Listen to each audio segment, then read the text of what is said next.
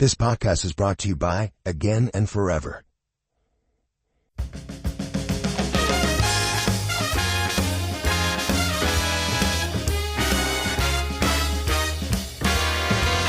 From Hollywood, California, the manager that we all love, David Firestone.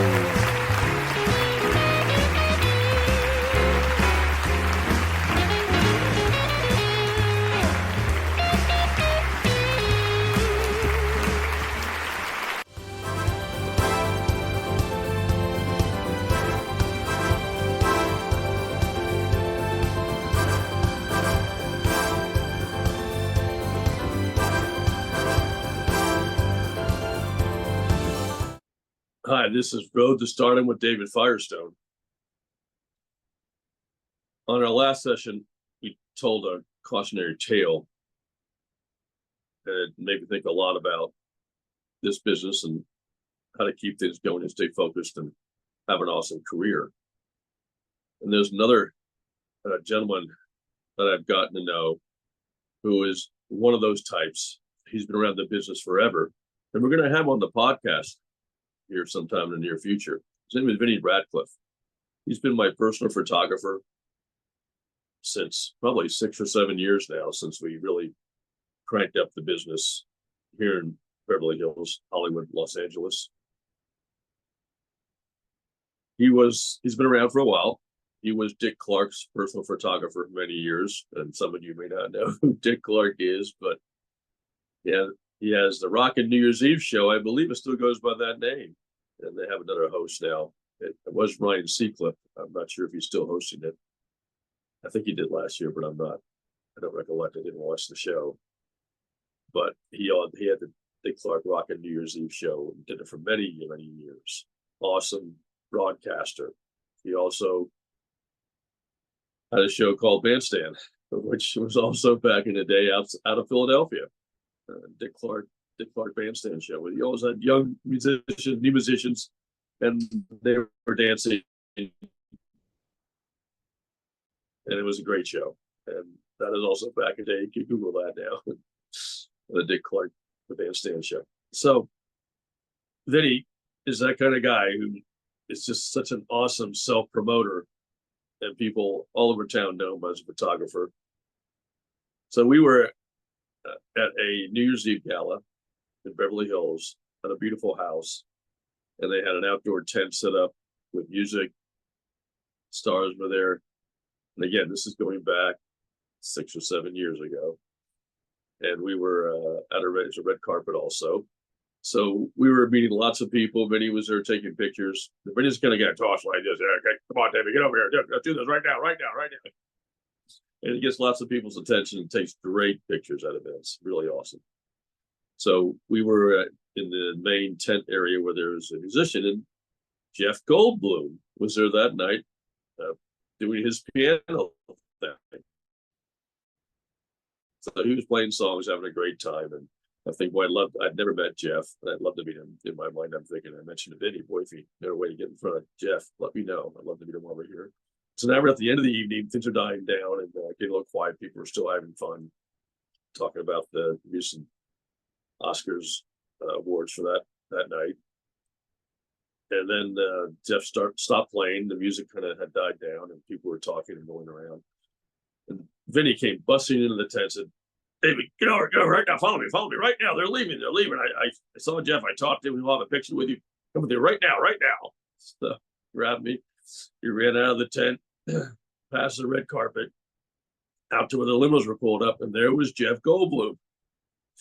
And actually had a young female talent at the time, and she was very gracious. She came out with us, and we all got pictures together with Jeff, and that's the picture I actually have on my IMDb pro page, and that's with Jeff Goldblum, and that's how that happened, thanks to Vinny Radcliffe and his energetic, positive attitude, because that's what you need here in Hollywood. Keep going, don't stop, never quit, and maintain a positive outlook, and you never know what might develop, even for a picture. Have a great one. We'll talk later. Hey, Hey, Nick, can you turn this up? Battery and abuse. Frost Casino has released video footage of an incident 2 days prior to the slaying, with Mr. Hill coming to his wife's place of work in an apparent drunken rage. Never heard anything like it. Oh my God.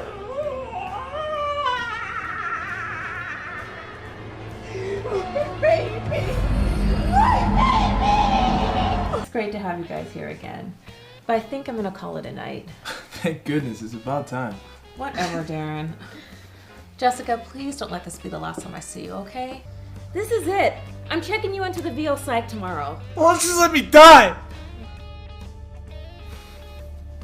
Darren, when you're like this, I don't know who you are anymore. Mr. Hill was detained by hotel security and later, at his wife's request, released without charge.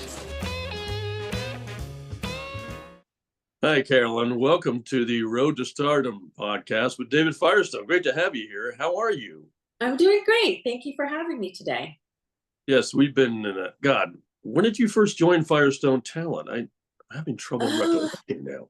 I want to say maybe 2021. Yeah, it was like right after COVID, so the timing was pretty good. Yeah, it worked out really well. I've been very happy. Yes, and if I may interject, that Carolyn is a Northern California gal and is now happy in Southern Cal doing her thing down here. And Carolyn and I have become good friends, and she's such a wonderful actor, actress, and also is always very diligent with her auditions, which is why we love her so much, and has been a great talent for us. So we're going to dig into some interesting questions, and we'll see how it goes. And Carolyn, feel free to not answer. This is not a cross-examination. Thank you. Yeah, so watch out. Carolyn's a lawyer, so watch out. So. And a very good one at that, besides being a great actor. I think this is a really great question. We've used this in the podcast before, and is what initially sparked your passion for acting? Was there a particular role or experience that solidified your commitment to really go into it big time, or what kind of got you here? Yeah, that's a really great question, because I am on a very unconventional path. I didn't grow up thinking about being an actress at all. It wasn't something that I aspired to. But it's interesting. I was just having a conversation one day, I guess, I don't know, several years back, with a friend about wanting to pursue some different things, interest outside of my legal career. And she said, there's a community theater down in Midtown in Sacramento. You should go check it out.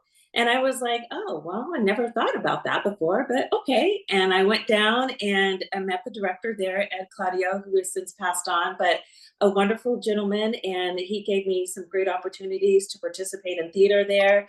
And I just fell in love with it. And it's just progressed since then. And obviously I'm now in LA, and I love it. I'm very happy. So yeah, it's been a very interesting journey. Excellent. And Carolyn, you started out with some really nice self-tapes. I think that was really, a lot of actors struggle with that initially, not self-tapes, but a reel. And a lot of actors struggle with that initially. But you had some great reels when you first started off. That was a very good move for you. Were those done down here in Northern Cal, or just in different areas of the state? Oh, Northern Cal. Yeah. I'm so thankful for the opportunities that I had there, because when I got here, I had something to submit and show people what I could do. And I think that was really important, because it's very competitive here. And at that point, I didn't have any episodic credits, obviously, but I did have some short films, some independent films. I had done some commercials, some industrials. And so that really helped a lot. So I'm really, really grateful for that. Right. And I'm going to give a little secret, because you still are a broadcaster, and had some great experience that really, I think, helped you in front of camera to do that at some local markets around the country, which is great. Yeah. That's how, it was my first passion was journalism, and had aspired to do that since I was a little girl, and had the opportunity to do that. My last market was Vegas, which was amazing. Oh, really? And then transitioned into law school, and it helped me in the courtroom as well. Being a litigator, trying cases in front of juries and all of that. So it's really served me well. Fantastic. And let's talk a little bit about you and how successful you've been since 2021. And you really booked some nice roles thanks to our team effort together. And if I recollect, One was Poker Face, if I Yes. recollect, and did a great job as a reporter on there. And then before that, I think American Horror Story was before that, if I recollect. Yes, that was the first one. Yeah. So you really started out of the box really well and had some really nice co-starring roles and some pretty, as American Horror Story is very well known. And Poker Yes. Face has come along and developed a nice, I think, a viewership. So it's been a great experience working with you, and you're still auditioning quite a bit. Breaking news, Charles Manson, the infamous cult leader who led a string of murders in the 1960s.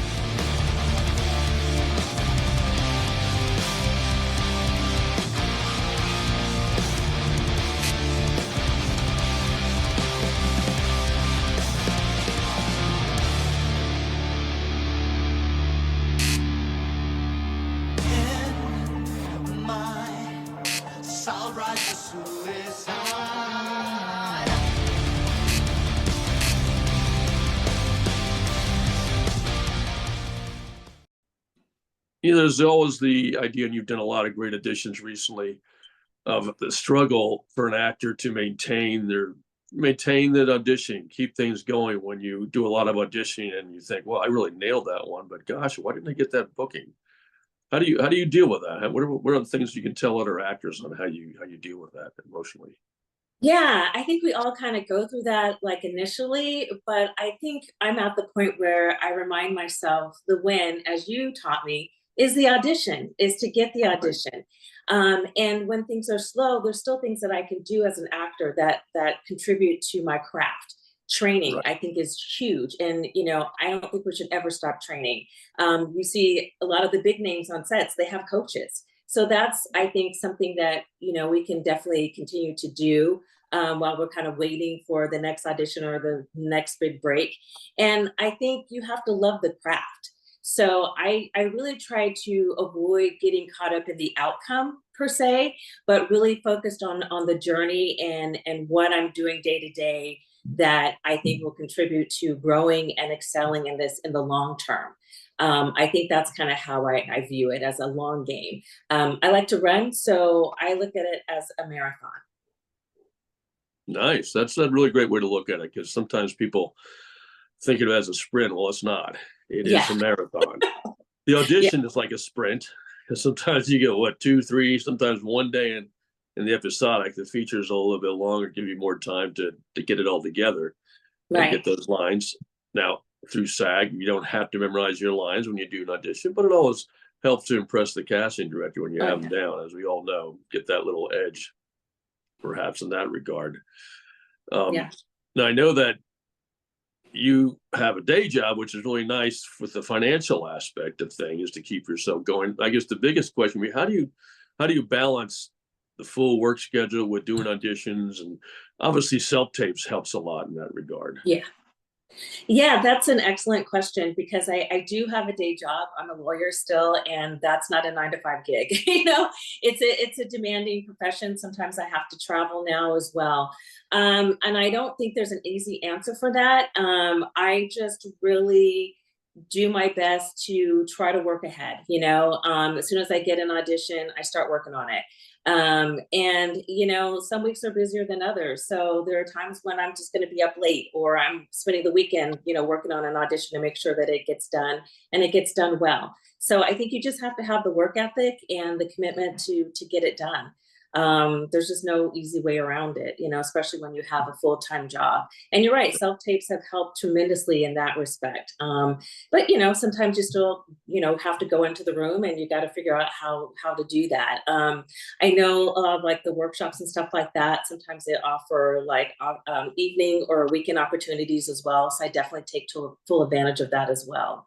So no easy answers for that. I do think self-tapes do help a lot, but sometimes even with those, depending on, the nature of it, it can be kind of a quick turnaround too.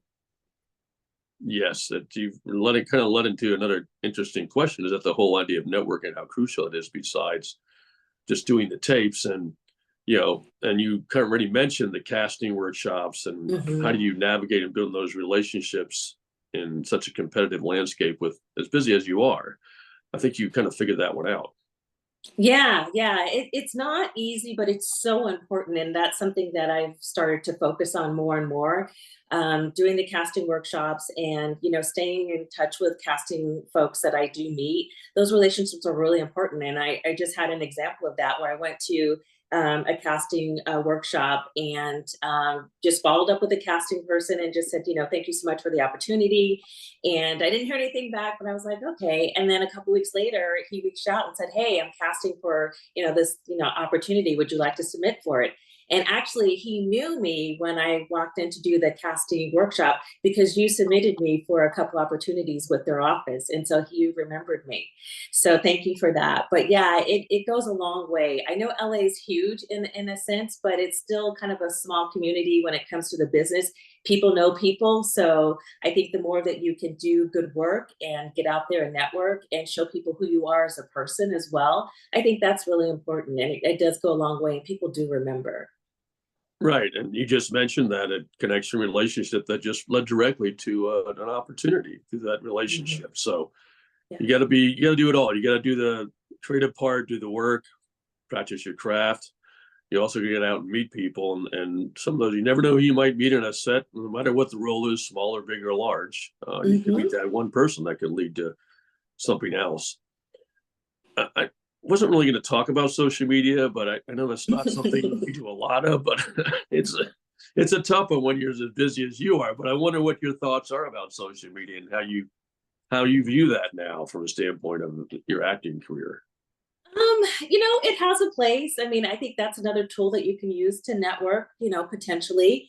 And it's nice to see what people are working on, what's out there, and it's nice to also be able to promote projects that you're involved in. So I do think it has a place. I am of the mindset that working on my craft is first and foremost, because if I'm not doing good work, if I'm not training, that's I think going to be the biggest obstacle over social media. And I think the more I work on my craft and do good work and audition and book things, the more I have to, I guess, put on social media that is quality content. And it's not just me posting 5 times a day about something random. So I'm really kind of on the mindset of really focusing on my craft and using social media, as a tool, but first and foremost, doing the training and doing the work. This is an interesting question. This is more of a question how you may feel about things, but I think again you've done a nice job of accomplishing mental stability, mental stamina. I think that's a big part. Sometimes you feel a little stuck waiting for that big break. You already got some very nice breaks on the co-star roles, but it's all due to your hard work and diligence and helping develop those relationships with the casting and doing what was required. What would you might say to actors who have in a similar position, trying to stay optimistic and keep going and not quit? Well, I think you have to love this. You have to love the craft, and it's not about, am I going to be famous? Am I going to make a ton of money? It's about, do you love this work? I think that's really what motivates me and keeps me going. I get excited when I get an audition and I work on it and I work on it and I work on it and I get it to the point where I feel really grounded in it enough to be free to kind of play around with it. That's exciting to me. Obviously if I book it, wonderful, but I know that I have no control over casting. And so it's really about what I can do. And so that's kind of what I really focus on. And I think that that's the mindset that I try to stick with in terms of, staying optimistic about things.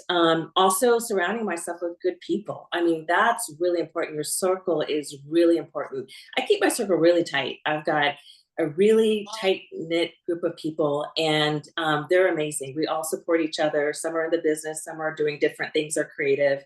And it's just amazing. And I think that you have to have that. And if you don't, I think it can be problematic because it is such a different kind of world and different kind of lifestyle that not everyone gets it and understands it. So if you have people in your life that are not supportive of it, it can be, I think, challenging. Right. I love the way you're so concise. We're like going through this on a speed racer level. It's great. I love it. So we really covered a lot of ground in a short period of time about your career. how do you, looking ahead, uh, where do you envision your career going over the next few years? Are there any specific genres, episodics that you'd like to head towards, or films, or how do you view yourself going forward with your career at this point after being successful with co-starring roles? Like obviously in the series area, it'd be great to get a guest starring role and or a reoccurring role. Those are always the goals that we like to achieve. But why don't you go ahead and comment on that, what your thoughts are? You know, I really just want to stay in the game and keep working and keep developing, keep growing, keep networking. And I think if I do that, the opportunities will come. I really want to stay flexible in terms of different types of roles and opportunities. I don't really want to put myself in a box. I think that happens, and I certainly don't want that to be me. I want to be able to do all kinds of different things. I was just kind of thinking the other day about different types of things. Like I've never played a villain, you know, so that would be kind of fun. I've never done that before, so I'm just open, and I'm just excited about the future. I feel very blessed to be where I'm at right now. I moved to LA not really knowing, you know, if this was even a possibility. I came here with just a dream, and you know, the dedication to work really hard and try while I continued my legal career. And I have been really fortunate. I feel so incredibly blessed because this business is highly competitive. And just to be at this place, I'm just excited. And now to really start networking, and you know, people know who you are a little bit. That's exciting. So I'm just committed to continuing on and growing and developing and just working really hard and seeing where the journey takes me, and just keep enjoying it. That's awesome, Carolyn, and we love having you on board because you're diligent. You keep us aware of things. And it's the kind of talent we love having in Firestone as part of Firestone talent, because you do your work. And I'm not saying I'm not happy with our talent in our organization. They're great. They're all great. But we all love it when someone is always on time and early and gets it in, and then books too. That's really great.